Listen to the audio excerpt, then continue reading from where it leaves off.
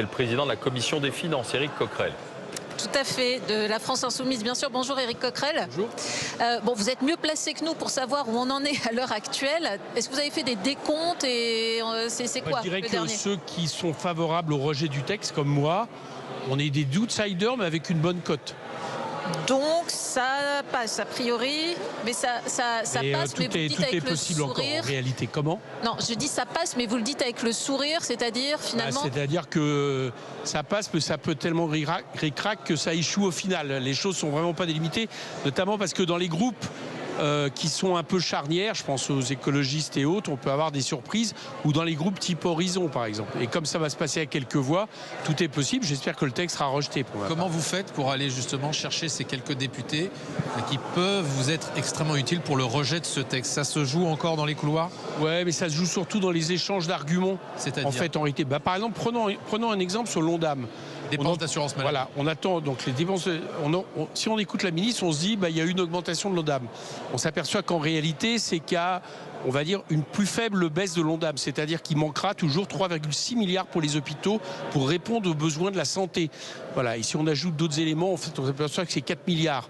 Bon, donc c'est ce qu'il faut expliquer. Il faut expliquer aussi que, par exemple, dans l'augmentation qui vient d'être décidée, il n'y a que 100 millions qui vont aux hôpitaux. Tout le reste, ça va aux soins de ville et c'est pour remplacer la franchise. Donc, finalement, ça apparaît moins comme une augmentation pour l'hôpital, pour la santé publique, que ne le dit la ministre.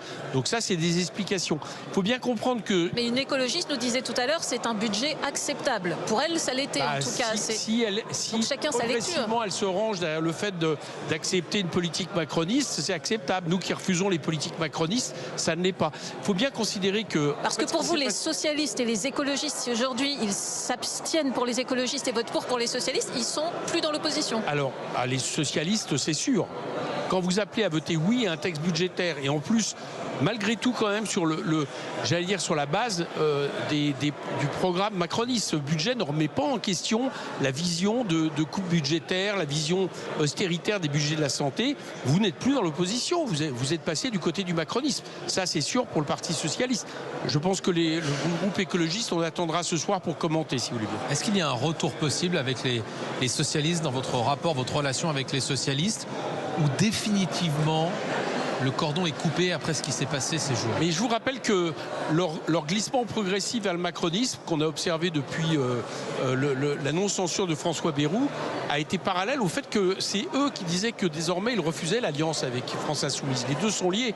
Pourquoi? Parce que nous, on incarne le programme sur lequel on a été élu, qui est un programme de rupture, qui évidemment ne peut pas déboucher sur un vote pour un budget de santé, d'austérité, de coupe budgétaire, injuste, etc.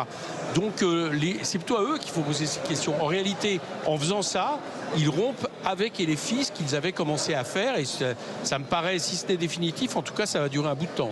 Merci Éric Coquerel.